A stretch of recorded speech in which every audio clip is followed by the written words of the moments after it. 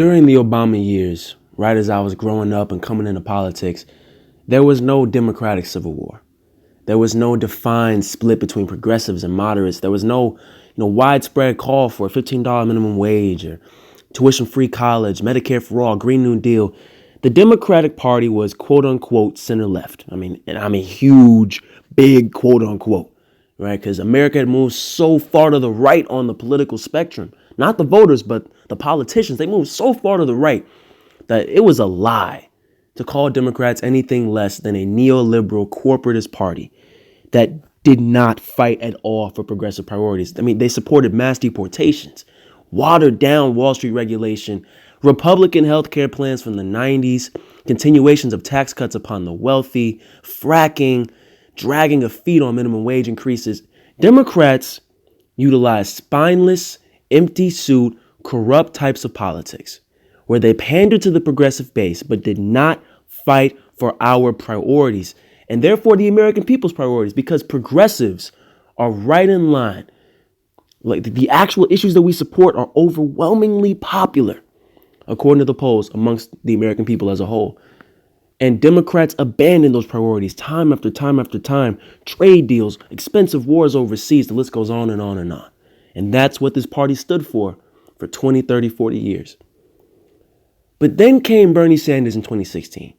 Obama's presidency was ending and he took the call, Bernie did, to ignite the fire, right? Hold up the progressive mantle, have that voice be heard, because there were large parts of the party, large parts of the country that just were not satisfied with the years of inaction and spinelessness, corporate influence, corruption. People were sick of it. I mean, you literally had insurance companies, you had pharmaceutical companies, you had Wall Street buying these elections, particularly in the party that's supposed to be of the people. It's supposed to be the Democrats. They were selling out to these corporate interests. People were sick of it.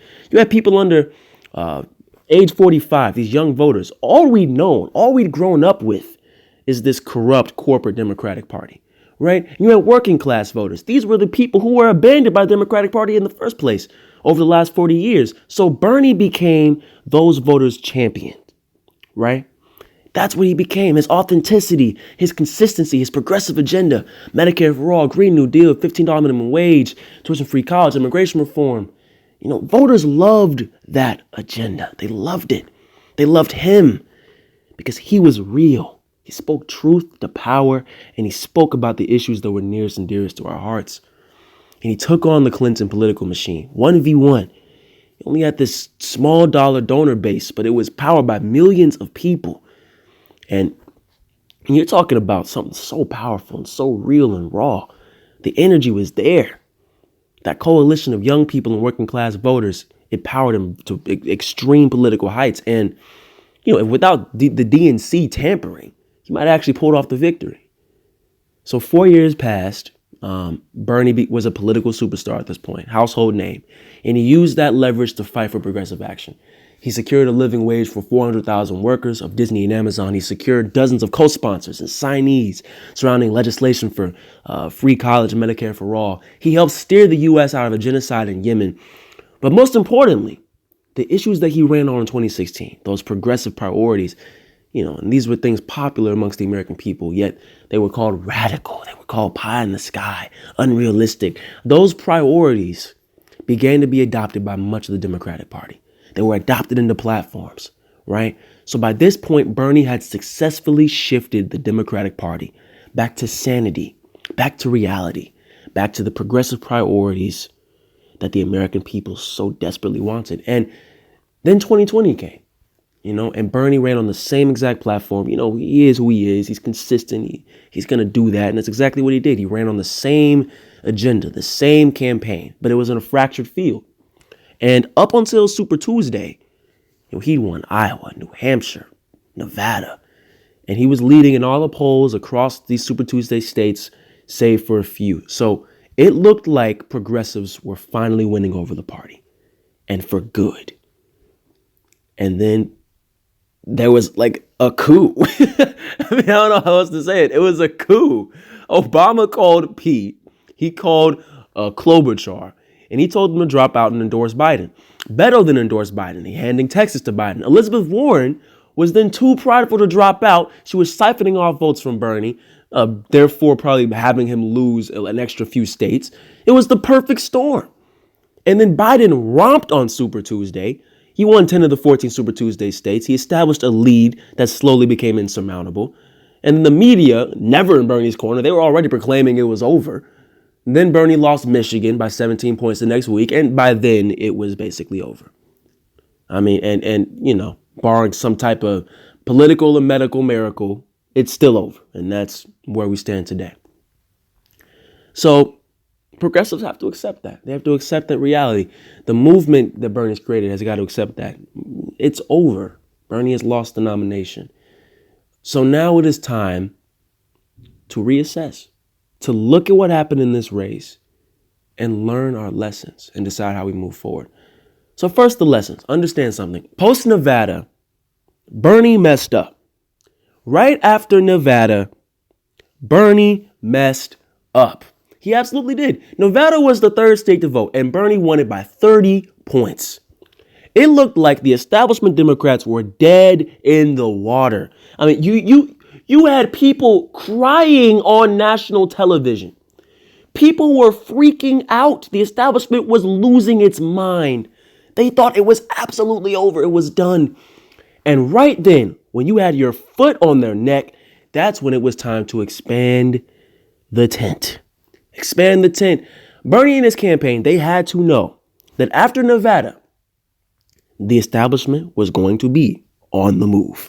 They were going to be on the move. At some point, they were going to consolidate, behind some type of candidate. The moderates were going to drop out, and it was going to be Bernie versus one of the moderates 1v1 at some point, whether it was before Super Tuesday or after Super Tuesday. And post Nevada, it was time for Bernie to pivot in preparation for that 1v1 battle.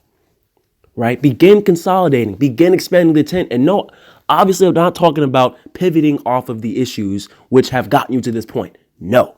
No. But the vast majority of the Democratic Party and the country agree with you on the issues. So you run on those.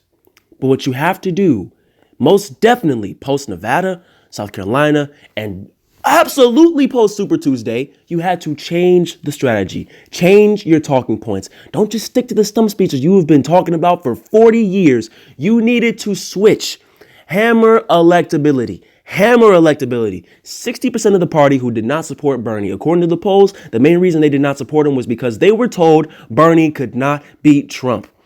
They were told Bernie's going to be a disaster for down ballot races, Senate races, governorships, House seats, blah, blah, blah, lie. Okay.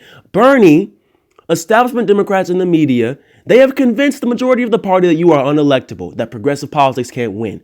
So that was the time to begin to switch, pivot not the issues, but pivot on the strategy. Package yourself just a little bit differently. Hammer the fact that you are the only candidate who is going to drive up youth turnout, that you're the only candidate who can bring out Latinos, that you are the only candidate who has a sterling record and can romp Trump across the industrial Midwest. You are the only candidate who can beat Trump, which is just an objective fact. You had to hammer it over and over and over again, not just when you're asked, but over and over and over again. Make it half your goddamn stump speech. You had to make that switch post Nevada and most definitely post Super Tuesday, and they didn't do that. And you also had to make yourself an easier pill to swallow, right? For Pete voters, for Klobuchar voters, Biden voters. Show them that progressivism is not radical. In fact, it is right in line with the vast majority of voters. It's the only ideology that can win. Hammer the fact that you are electable, that we tried the corporate nonsense in 2016 with Hillary, and we lost. And point out the fact that these moderates are just going to be Hillary 2.0. Progressives are the only ideology that can win. So right then and there, right? That had to be the lesson.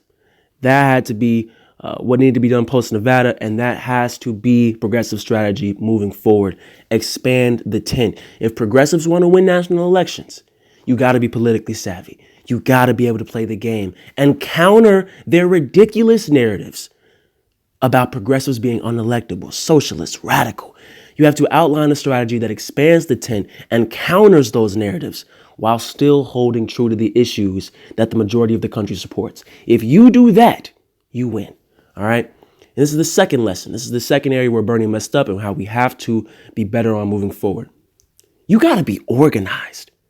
You got to have the unions, the grassroots organizations, every single one of these progressive national figures, you got to have them ready and lined up to support you. And that had to be organizational work done years in advance.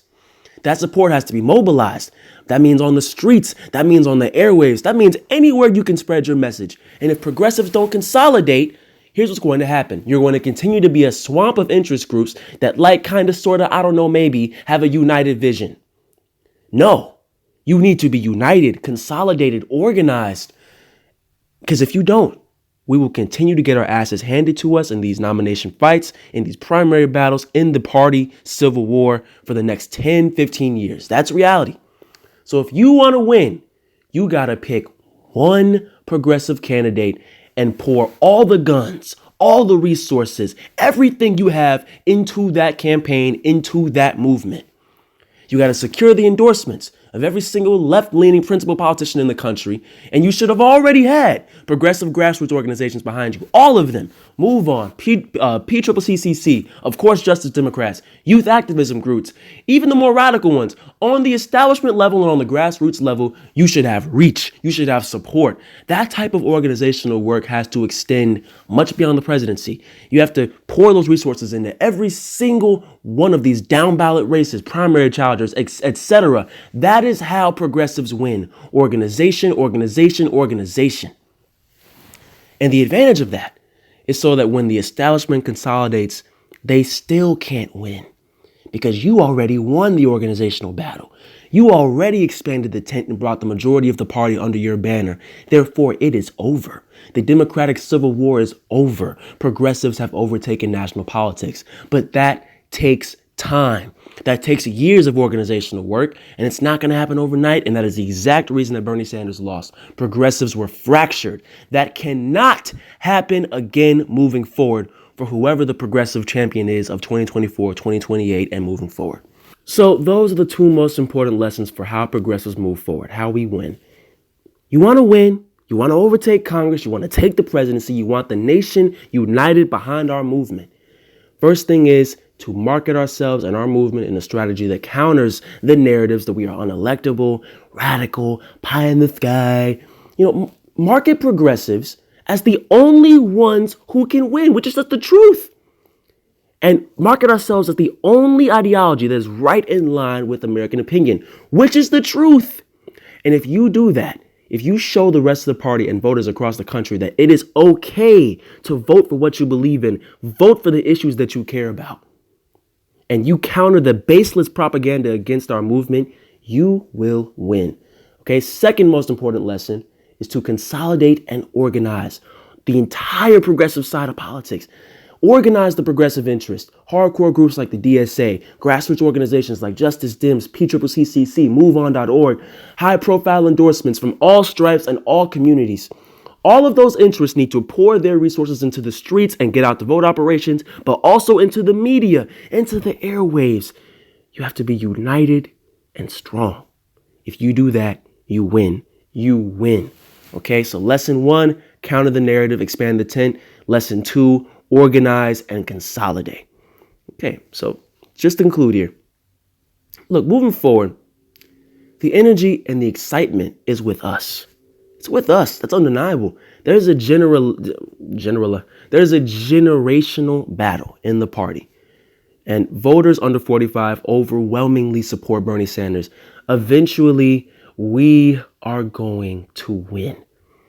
And ultimately, progressives, again, we are going to win the war of ideas, but the time to act is now. There's no more time that we can wait. There's no more time that we can just allow the generational battle to just take out its natural course. No. The time to act is now. The planet is dying. The clock is ticking before the climate crisis becomes irreversible. Our economy, just look on the news, it's plummeting. The economy is plummeting. They're talking about a potential depression, right? So now is the time to save this country. Now is the time to act. Progressives have got to learn the lessons of 2020. That is how we implement the action that we talked about and that we love so dearly.